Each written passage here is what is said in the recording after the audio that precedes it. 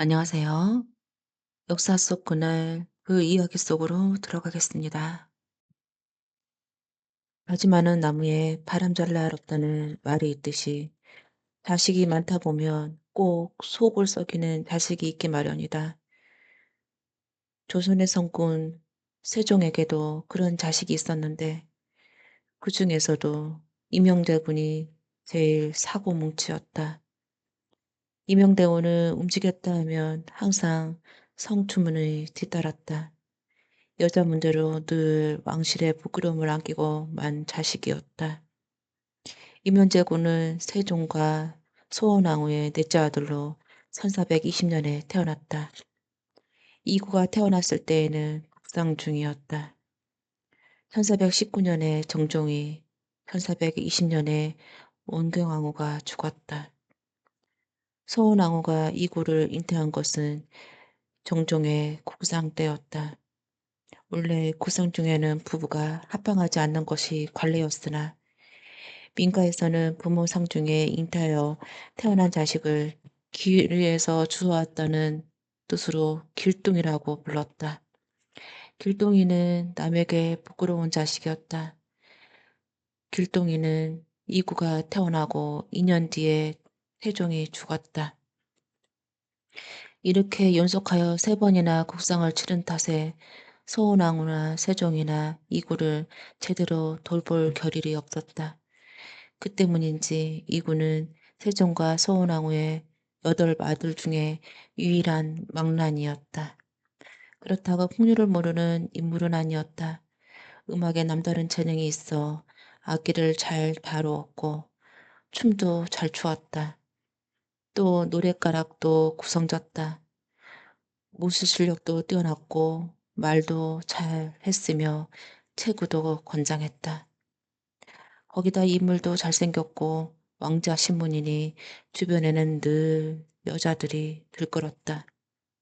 그런데 이구가 연문을 뿌리고 다니며 간통을 일삼은 데는 나름 아픈 사연이 있었다. 이구는 14살이 되던 1433년 5월에 결혼을 했다. 신부는 남지의 딸이었다. 남지는 남자의 손자이사 남경문의 아들이었다.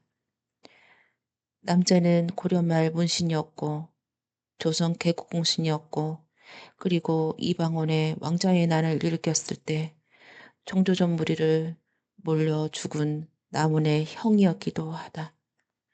하지만 남자는 남운과 달리 태종 편을 들어 살아남았고 덕분에 그의 집안은 조선의 명문가가 되었다. 그 명문가의 여식인 남씨는 이구와 결혼 당시 12살이었다. 그런데 다른 아이들에 비해 성장 속도가 좀 느렸던 모양이었다. 겁도 많고 어리숙한 구석도 많았다. 그 바람에 그녀는 결혼 한 달 만인 6월 14일 세종에게 쫓겨나는 신세가 되고 말았다. 이날 세종은 삼정성을 몰로 불러놓고 이런 말을 했었다.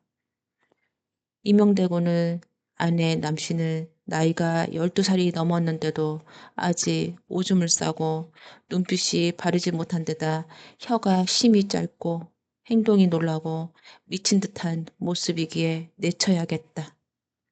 남씨는 그날로 친정에 쫓겨났다. 이후 그녀가 어떤 삶을 살았는지 불보듯 뻔하다. 왕가에 시집갔다 쫓겨났으니 다른 곳에는 제가 할 수도 없었을 거고 홀로 외로운 인생을 보냈을 것이었다. 그렇게 아내가 쫓겨나고 6개월을 지난 그해 12월 이구는 다시 혼인을 했다. 이번에는 선택한 신부는 무려 4개월 동안이나 한양을 떠들썩하게 했던 여인이었다. 남씨를 내쫓는 세종은 아예 자신이 직접 며느리를 뽑겠다고 나섰고 그렇게 해서 후보로 줄인 여인은 명문가의 여신 11명이었는데 그들 중에 최종 낙점된 여인이었다. 그녀는 최순영의 딸이었다. 최순영은 최사강의 아들이었는데 그녀가 결혼할 당시 요절 상태였다. 하지만 다행히도 그녀가 그의 할아버지 세사강을 종일품, 의정부, 우찬상이 벼슬에 있었다. 덕분에 그녀의 할아버지 그늘에서 유복하게 자랄 수 있었다.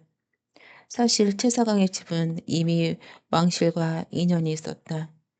최사강의 딸, 즉 세신부의 최씨는 고모가 세종의 이복 동생인 함용군의 부인이었다. 따라서 최사강은 왕실과 겹사존을 맺은 셈이었다. 훗날 최사강의 막내딸이 또 세종의 여섯째 아들인 금승대군과 결혼하게 되었는데 이로써 최사강과 세종은 삼중 인척 관계가 형성이 되고 말았다. 어쨌든 이명대군은 14살에 두 번이나 장가를 가게 되었는데 사춘기가 본격화하게 되던 이때부터 그의 애정행각이 시작되기 시작했다. 다음엔 기생집을 드나들고 그는 20살이 될 무렵 본격적으로 축첩하기 시작했다. 이 일로 아버지 세종에게 꾸지람을 듣기도 하였지만 계속 연문을 뿌리고 다녔다. 세종도 하는 수 없이 그가 들인 기생들을 첩으로 인정하기 시작했다. 그러나 집안의 첩을 두고도 그의 애정행각은 더욱더 대밤해졌다. 심지어 궁궐에 드나들며 시녀들을 건드리기도 시작했다. 이구가 취한 여인들을 다양했다. 기생은 물론이고 주변에 반반한 여종들은 그냥 스쳐가는 법이 없었다. 그것도 궁중의 시녀들만 골라서 간통했다. 그 이름들은 열거하자면 금강매, 금질지, 막비 등등 이들 외에도 이름은 거룩하기 힘들 정도로 여러 여인과 간통 사건을 일으키며 세종의 머리를 싸매게 했다. 세종은 이구의 버릇을 고쳐보려고 이미 들인 기생들의 첩을 인정해주는 등 장근색을 써보았지만 직첩을 빼앗고 궁궐을 연금하여 근신하게도 해보았지만 채버릇해 못 준다는 말이 있듯 실천하듯 기회만 생기면 사건을 일으켰다. 그렇다고 부인 최 씨와 사이가 나빴던 건 아니다. 그녀는 오남 이녀의 자녀를 주었으며 부부 금실을 과시했다. 하지만 최 씨는 오래 살지 못하였다. 이후 또다시는 세 번째 혼인을 했다. 이번에는 안동안 씨였는데 그녀에게서 사냐 모녀를 얻어 모두 적자만 구남 칠러를 두게 되었다.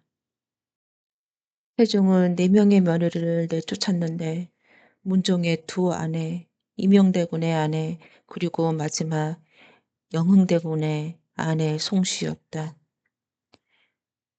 영흥대군의 이염은 세종과 소원왕후의 막내 아들이었다. 이염은 1434년 5월에 태어났는데 이때 소원왕후의 나이는 40이었다. 당시 40이면 손자를 보고도 남을 나이였다. 지금도 40에 아이를 낳는 것은 쉬운 일이 아닐진데 당시에는 그야말로 늑둥이를 본 셈이었다. 세종과 소원왕후는 이 늑둥이 아들 염이 특히나 총애했다. 세종이 가장 좋아하는 아들이었고 그런 만큼 간섭도 심했는데 어쩌면 영대군을 아내 송씨는 내친 것도 지나친 가섭 때문에 벌어진 일일지도 모른다. 영대군이 결혼한 것은 1445년이었다. 불과 11살의 나이로 요즘 치면 초등학교 4학년의 나이였다. 이때 세종의 부부는 늦게 얻은 귀한 아들을 위해 전국 강택력을 열었고 세 차례에 걸친 테스트를 거쳐 신부감으로 뽑았다. 그가 바로 송씨였다. 송씨는 본관 여산으로 성복의 딸이었다. 당시 그녀와 결혼한 사실은 실록에 나타나고 있다.